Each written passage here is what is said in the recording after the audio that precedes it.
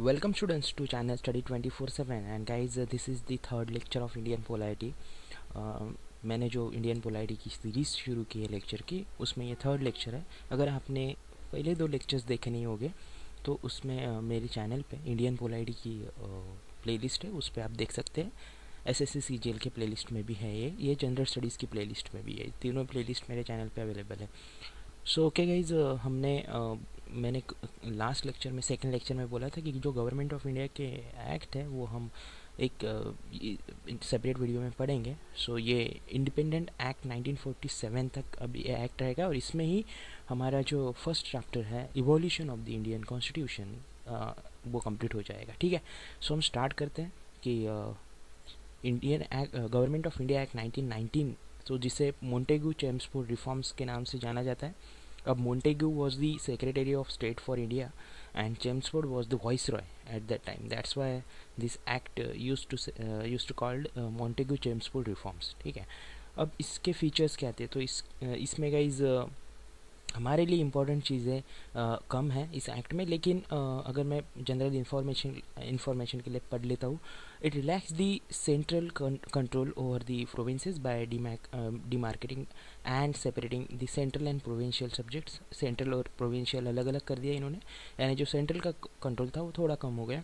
ठीक है, उसके बाद it further divided the provincial subjects into two parts, transferred and reserve. ठीक है, फेडरल यानी जो हम बोल सकते थे इसको कि कुछ लॉज बनाने के लिए इन्होंने जो है पार्ट्स किए थे फेडरल, और ये तो जिसे डायरकी कहा जाता था। ठीक है, डबल रूल के नाम से हमारे लिए इम्पोर्टेंट है कि इस एक्ट के थ्रू जो है government of India act of 1990 या मोंटेगू चेम्सफोर्ड रिफॉर्म, इसके through bicameralism and direct elections in the country होने लगे। सो बाय कैमेरलिज्म का क्या मीनिंग होता है कि जो अपर हाउस यानी काउंसिल ऑफ स्टेट और लोअर हाउस लेजिस्लेटिव असेंबली, सो अभी के स्टेट में यानी अभी प्रेजेंटली अगर हम इस स्ट्रक्चर की बात करें तो लोकसभा एंड द राज्यसभा। तो Lok Sabha is the lower house and Rajya Sabha is the upper house. ठीक है, सो जो बायकैमेरलिज्म का कंसेप्ट आया था इस एक्ट के थ्रू आया। तो हमें क्वेश्चन आ सकता है कि फर्स्ट टाइम बायकैमेरलिज्म किस एक्ट के थ्रू आया? तो government of India act of 1990 और मोंटेगू चेम्सफोर्ड रिफॉर्म, क्योंकि ये इस नाम से भी क्वेश्चन आते हैं। ठीक है, और डायरेक्ट इलेक्शन का कंसेप्ट भी इसमें ही आया। उसके बाद it required the 3 of the 6 members of viceroy executive council. ये हमारे लिए इतना इंपॉर्टेंट नहीं, हमारे लिए इम्पोर्टेंट नीचे वाला कि इन्होंने क्या किया, जो कम्युनल रिप्रेजेंटेशन का कंसेप्ट था कि हर समाज को एक अलग से इलेक्टोरेट मिलना चाहिए, वो इन्होंने इस पे और इम्प्लीमेंटेशन किया। और सिख, इंडियन क्रिश्चियंस और एंग्लो इंडियंस और यूरोपियंस, इनको एक सेपरेट इलेक्टोरेट्स इन्होंने दे दिया अलग अलग से। ठीक है, उसके बाद high commissioner for India in London, ये पोस्ट इस एक्ट के थ्रू आई। ये इतने इम्पोर्टेंट नहीं हमारे लिए। हमारे लिए इम्पोर्टेंट है कि ये establishment of public service commission इस एक्ट के थ्रू हुई, government of India act of 1990 और मोंटेगू चेम्सफोर्ड रिफॉर्म। सो central public service commission setup किया गया 1926 में, और सिविल सर्वेंट को रिक्रूट करने के लिए। तो ये इंपॉर्टेंट क्वेश्चन बन जाता है। ठीक है, कि सेंट्रल पब्लिक सर्विस कब सेटअप हुआ? तो 1926 में, और किस एक्ट के through? So government of India act of 1919। ठीक है, उसके बाद इन्होंने बजट जो थे सेंट्रल बजट और प्रोविंशियल बजट को अलग अलग कर दिया था। तो हमारे लिए इतना इम्पोर्टेंट नहीं है।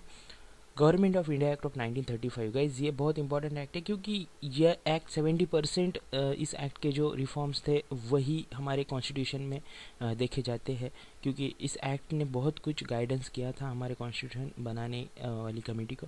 सो इस एक्ट के थ्रू ही बहुत सारी चीज़ें उठाई है हमारे कॉन्स्टिट्यूशन में। तो हम देखते हैं, देखिए 321 सेक्शंस थे इस एक्ट में, बहुत बड़ा एक्ट था ये, और 10 शेड्यूल्स थे। ठीक है, so all India federation consist की गई इस एक्ट के थ्रू, एस्टेब्लिश हुई ऑल इंडिया फेडरेशन, और उसमें प्रोविंसेस और प्रिंसली स्टेट्स थे। ठीक है, और इस एक्ट में 3 लिस्ट बनाई गई। फेडरल लिस्ट सेंटर के लिए 59 आइटम्स थे, यानी 59 उसमें चीज़ें थी जिसपे सेंट्रल एक्ट बना सकता था, यानी फेडरल।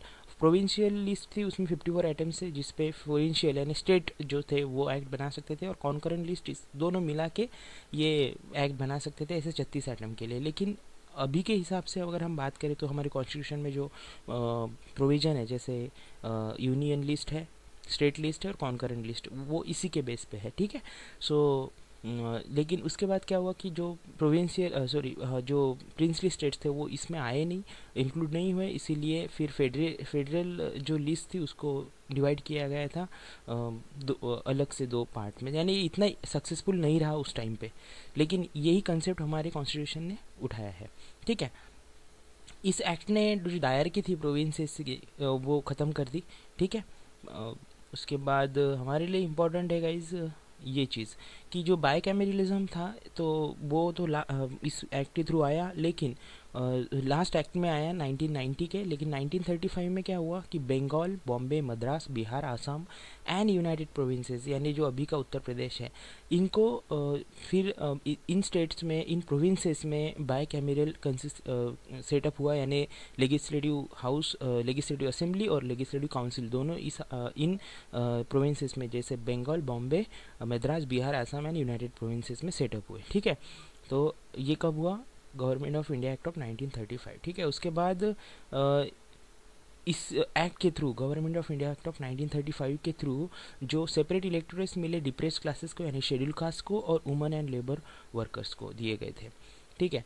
अब इन्होंने काउंसिल ऑफ इंडिया जो थी इसको एबोलिश कर दिया इस एक्ट के थ्रू, और इस्टेब्लिशमेंट ऑफ जो हुई थी 1858 गवर्नमेंट ऑफ इंडिया एक्ट जो 1858 हमने डिस्कस किया था, उसके थ्रू जो काउंसिल ऑफ इंडिया सेटअप हुआ था वो एबोलिश हुआ था इस एक्ट के थ्रू। और इन्होंने जो है 10% पॉपुलेशन को जो है वोटिंग राइट दिए। तो ये इंपॉर्टेंट चीज़ बनती है कि वोटिंग राइट कब हमें मिले, कौन से एक्ट के थ्रू मिले, तो government of India act of 1935 से। और रिजर्व बैंक ऑफ इंडिया इस एक्ट के थ्रू इस एक्ट में ये मेंशन किया था कि इस्टेब्लिश कीजिए reserve bank of India to control the currency and credit of the country. तो reserve bank of India government of India act 1935 के हिसाब से सेटअप हुई थी। तो हमारे लिए क्वेश्चन इंपॉर्टेंट है कि ये इंपॉर्टेंट क्वेश्चन है, government reserve bank of India कौन से एक्ट के थ्रू इस्टेब्लिश हुई है। उसके बाद फेडरल पब्लिक सर्विस कमीशन, ये तो सेटअप हुआ, लेकिन प्रोविंशियल पब्लिक सर्विस कमीशन, जिसे आज हम स्टेट पब्लिक सर्विस कमीशन जो है हर एक स्टेट के अलग से, और जो जॉइंट पब्लिक सर्विस कमीशन है, जैसे यूनियन टेरिटरी अगर छोटी है तो 2-3 यूनियन टेरिटरी के मिल के एक पब्लिक सर्विस कमीशन सेटअप किया जाता है। तो वो भी इस एक्ट के थ्रू एस्टेब्लिश होना स्टार्ट हो गए, ठीक है।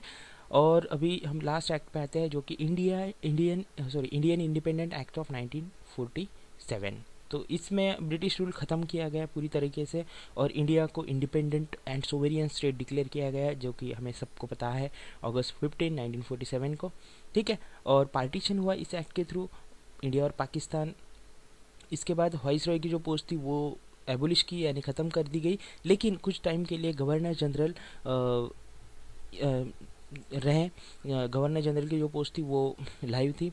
उसके बाद असेंबलीज सेटअप की गई, कॉन्स्टिट्यूएंट असेंबलीज इस एक्ट के थ्रू, ठीक है। क्योंकि अपने अपने जो दो नेशंस फॉर्म हुए थे, उनका कॉन्स्टिट्यूशन, उनके जो रूल्स है वो फॉर्म करने के लिए। उसके बाद जो भी गवर्नमेंट ऑफ इंडिया का एक्ट जो भी ब्रिटिश पार्लियामेंट के एक्ट्स थे वो एबोलिश हुए, यानी वो अभी इफ़ेक्टिव नहीं रहेंगे इंडिया और पाकिस्तान में, ऐसे हुआ इस एक्ट के थ्रू। और इसके बाद फिर सेक्रेटरी ऑफ स्टेट जो भी पोस्ट थी सारी वो एबोलिश कर दी गई। Like commonwealth affairs secretary state, ये secretary state for commonwealth affairs से सेटअप किया था, लेकिन कुछ टाइम के लिए, जब तक हमारी गवर्नमेंट्स फॉर्म नहीं हुई थी पूरी।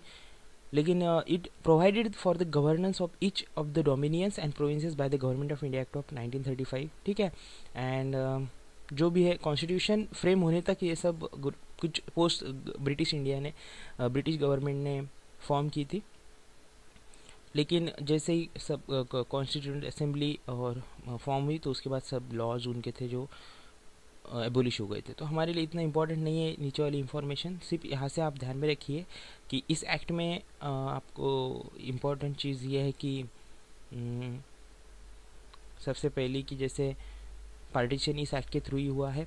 उसके बाद ऊपर वाला एक्ट था 1935, उसमें रिजर्व बैंक ऑफ इंडिया का, फेडरल पब्लिक सर्विस कमीशन और जो बाइकैमेरलिज्म का कंसेप्ट था वो 1935 act, government of India act of 1935 से आए थे। और उसके बाद 1990 में आप ध्यान में रख सकते हैं कि डायरेक्ट इलेक्शन और बाय कैमरलिज्म यहाँ से जनरेट हुआ।